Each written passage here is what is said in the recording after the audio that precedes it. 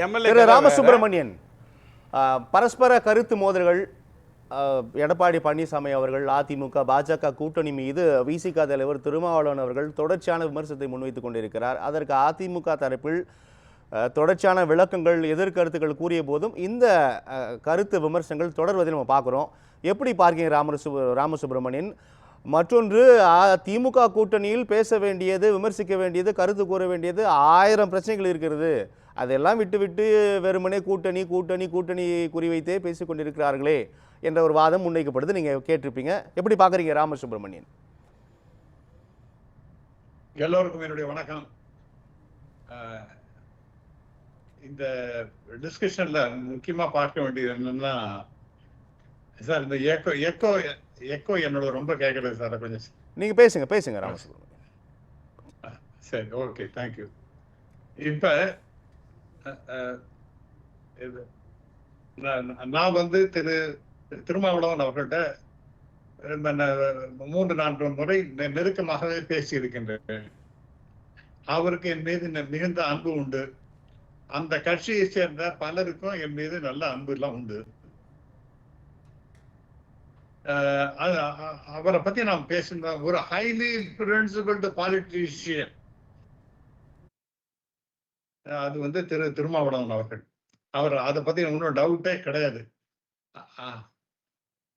And ரொம்ப அப்ஜெக்டிவாக பேசக்கூடியவர். அதாவது ஏதோ அட்வைஸ் கொடுக்கிறாரு, அதிமுகவுக்கு சொல்லுகின்றார் அப்படின்னு சொன்னா, எனக்கு முன்னாடி பேசிய விசிகே நண்பர் சொன்னது போல, ஒரு திராவிட சித்தாந்தம் இருக்கின்ற கட்சி என்பது அது வீணா போகக்கூடாது அப்படிங்கிற திருப்பி அப்படிங்கிறத சொல்ல வேண்டிய கடமை இருக்கு. அந்த அடிப்படையில தான் திரு திருமாவளவர்கள் சொல்வார்கள். உதாரணமா நான் சொல்றேன். ஏன் ஒரு தடவை நீங்க கேட்டீங்க, சொன்ன போற அவங்க அதெல்லாம் நீங்க சொல்லுங்க, கேட்க முடியாதுன்னு சொல்லிட்டு போயிட்டாருன்னு நீங்க திருப்பி அதை சொல்லணும் அப்படின்னு நீங்க சொன்னீங்க பாருங்க. சொல்லலாம், 2 முறை சொல்லலாம். ஆபரேஷன் சிந்து தொடர்பாக அமெரிக்க அதிபர் ட்ரம்ப் கூறியது மாதிரி 25 முறை சொல்லிட்டே இருக்காரு திருமாவளவன் அப்படின்னா விமர்சனம் வைக்கிறாங்க. இல்ல அதாவது அடிப்படையாக ஒரு விஷயம் சொல்றேன் சார். நல்ல விஷயத்தை, நல்ல அட்வைஸ கேட்காமல் போனால் பல முறை சொல்வது நல்லதுதான். அதுவும் என்னுடைய நண்பர் ரவிச்சந்திரன் இருக்காரு, அவருக்கு நல்லா தெரியும். உதாரணமாக ராமாயணத்திலையும் சரி, மகாபாரதத்தையும் சரி, பல முறை அந்த தவறுகள் செய்யாதீர்கள் அப்படின்னு துரியோதனனுக்கு சொன்னதாகவும், அதே போல ராவணனுக்கு சொன்னதாகவும் நாம படிக்கின்றோம்.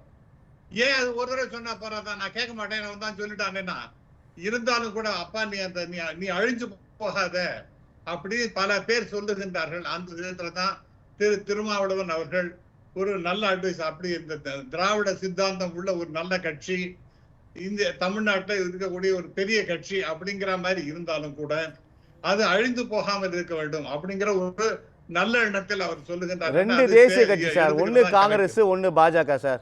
நேற்று ஆரம்பித்த கட்சி அல்ல அதிமுக. 5 முறை ஆட்சி கட்டிலில் அமர்ந்த கட்சி. அவர்களுக்கு தெரியாததா அறியாததான்னு கேட்கிறாங்க எல்லாமே. அப்கோர்ஸ் எடப்பாடி பழனிசாமி அதை தான் பதிவு செய்கிறார். இல்ல சார், அதுதான் ராவணன் சார். ராவணனுடைய பலத்தை பத்தி நான் பேசணும்னா, அவனு மிகப்பெரிய பலசாலி சார். அவன் எவ்வளவு இடத்தை வென்றவன், எத்தனை போர்களில வென்றவன்.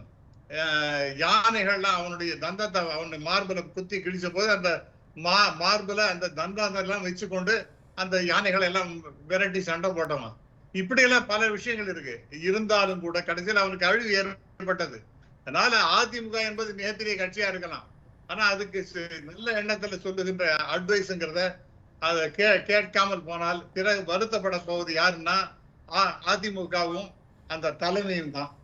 இன்னும் சொல்ல போனால் வெளிப்படையாக சொல்லுகின்றேன், இந்த திமுக அதிமுகவும்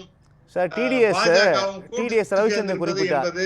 இந்த குழந்தைகளுக்கு சொல்லுவாங்க பூதம் வந்துரும் அப்படின்னு, அந்த மாதிரி பேசுறீங்களே அப்படின்றாரு டிடிஎஸ். இந்த கருத்தை பதிவு செய்தார். பூதம் வரதில்லை சார், யதார்த்தத்தை பேசுறோம் சார். இப்ப பெரிய குழி இருக்கு, அதுல போய் விழுந்துடுறாரான்னு பல தடவை பயந்து போய் உனக்கு நல்ல அட்வைஸ் சொன்னா அதை கேட்க மாட்டேன், போய் நான் கண்ணை மூடி அதை போய் விடத்தான் விடுவேன்னு சொன்னா என்ன பண்ண முடியும்?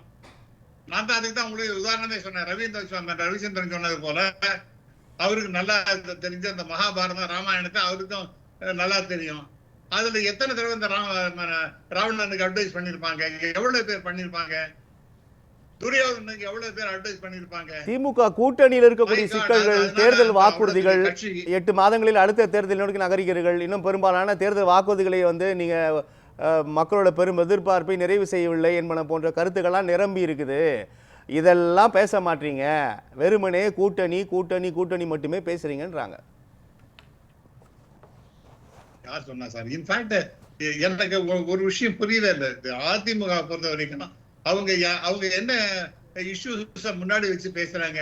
டிஎம்கே பத்தி தான் கடுமையாக விமர்சனம் பண்றாங்க. கூட்டணி உடஞ்சு போயிடும் அவருடைய விஷுவல் திங்கிங்க சொல்லுகின்றார், அல்லது ஒரு சாபம் மாதிரி பேசுகின்றாரே தவிர கான்கிரீட்டா அவர் என்ன பேசுகின்றார்?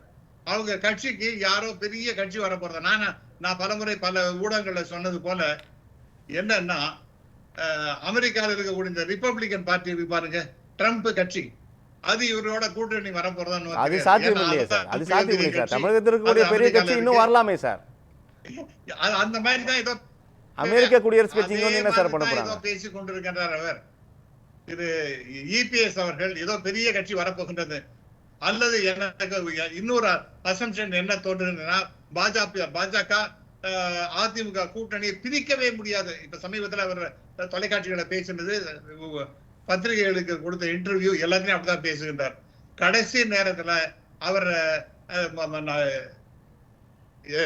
மோடி பக்கத்தாம நின்று 2வது இடத்துல நின்று கொண்டிருந்து இந்த என்டிஏ உடைய ஒரு மிக முக்கியமான தூண் மாதிரி இருந்துட்டு அதுல இருந்து கைட்டு வந்தார் பாருங்க. அது போல பிஜேபியை கைட்டு விடலாம். இவரோட அந்த மற்ற கட்சிகளோட, குறிப்பாக விஜய் கட்சியோட இணையலாம், 2 பேரும் சேர்ந்து கூட்டணி அமைக்கலாம் அப்படிங்கிற மாதிரி எல்லாம் கேஷிகளா வந்து கொண்டிருக்கணும். நீங்க அது ஏன் இல்லைன்னு அப்ப அவர் சொல்றாருன்னா பூடகமா சொல்லிட்டு இருக்காரு. அமைக்கலாம், நடக்கலாம், உருவாகலாம், எல்லாமே ஃபியூச்சர் டென்ஸ் தான் sir. BJP he will drop like a hot potato. நம்ம பேசலாம். டிடிஎஸ் குறுக்கிட்டீங்க சுருக்கமா உங்களுடைய. இல்லை, எனக்கு ட்ரம்ப் வந்து சேருவாரான்னு தெரியாது. ஆனால் ட்ரம்ப் கார்டு உள்ள நாதாக்காவோ அல்லது தாவேக்காவோ கண்டிப்பாக வருவதற்கு வாய்ப்பு இருக்கு. அந்த பெரிய கட்சி அதுதானோ? இல்லை, அது அவர் சொன்ன பெரிய கட்சி எதுன்னு தெரியாது. ஆனால் பிஜேபி சொல்றதுக்கு சொல்கிறேன். ஏன்னா விசிகா சொல்லும்போது எங்களெல்லாம் கூப்பிட முடியாது, ஏன்னா அவர் பிரம்மாண்ட கட்சின்ட்டாரு அப்படின்னு செல்ஃப் வாக்குமூலம் கொடுத்துக்கிட்டாங்க. பாவம், அது தப்பு இல்லை. ஆனால் 4ல் ஒரு வாக்கு அவங்களது தான். கேள்வி என்னன்னா, பெரிய கட்சி வரக்கூடியது அப்படிங்கிறது எடப்பாடி ஐயா சொன்னது. ஆனால் ஜனநாயகம் படம் வரும் வரை பேசுகின்ற விஜய் வேற. ஜனநாயகம் படத்தினுடைய தோல்வியோ அல்லது வெற்றியோ, வெற்றியே பெறட்டும், தோல்வியோ அல்லது வெற்றியோ, அதற்கு பிறகு பேச போகின்ற விஜயே வேற. அதிமுக கூட்டணிக்குள்ள விஜயை கொண்டு வரணும்னா அது பிஜேபியால் மட்டும்தான் முடியும், வேற எந்த விதத்திலையும் முடியாது. காரணம், அவர் வந்து முதலமைச்சர் பதவியோ அல்லது கூட்டாட்சியோ தெளிவா பேசுறாரு. தெளிவா இருக்காரு சார். எனக்கு என்னன்னா, ராமசுப்பு ஐயா வந்து அதிமுகவோட நான் வரல என்பதை விட பாஜக இருக்கும் கூட்டணியில் வாய்ப்பே இல்லைன்றார். நீங்க தமிழ் பேப்பர் வாங்கி படிச்சிட்டீங்க. அவர் பேசினதை கேட்டிருந்தீங்கன்னா திமுகவோடும் இல்லை பிஜேபியோடும் இல்லைன்னு தெளிவாக சொன்னார். ஆனால் தமிழ் பத்திரிகைகள், அது தமிழ்னா மவுண்ட் ரோடில் வர்ற முரசொலி கூட வச்சுக்கோங்க, ஆங்கிலத்தில் வர்றது வச்சுக்கோங்க, அதுலேயும் என்ன வந்ததுன்னா பிஜேபியோடு போக மாட்டேன். அவர் தெளிவாக 2த்துக்கும் சொன்னார். எனக்கு ஒரே ஒரு ராமாயண மகாபாரத விளக்கம் மட்டும் கொடுத்துட்றேன். விசிகாவுக்கு நாங்கள் சொல்கிறது என்னன்னா, ஐயா தயவுசெய்து கௌரவரான திமுகவுக்கு அட்வைஸ் பண்ணுங்க, பாண்டவர்களான அதிமுகவுக்கு அட்வைஸ் பிஜேபிக்கு அட்வைஸ் பண்ணணுங்கிற அவசியமே இல்லை. அப்படி ராமாயண ரீதியாக போகிறதாக இருந்தாலும் குடும்ப பிரச்சனைக்காக ஒரு நாட்டையே போருக்குள்ள கொண்டு வந்த ராவணனுக்கு அட்வைஸ் பண்ணுங்க. ராமருக்கு குடும்பத்தையே துறந்து நாட்டுக்காக தவசியா வந்தவருக்கு அட்வைஸ் பண்ணாதீங்கிறது தான் விசிகாக்கு நம்ம எடுத்து சொல்றோம். ஆலோசனைகள் வரவேற்கப்படுகின்றன. ஆனா முதலில் திமுக கூட்டணிக்கு அந்த ஆலோசனை வைங்க. ஆமா, ஏன்னா திமுகங்கிற கௌரவர்களுக்கு சொல்லுங்க, ஏன் கௌரவமா இருக்கிறவங்களுக்கு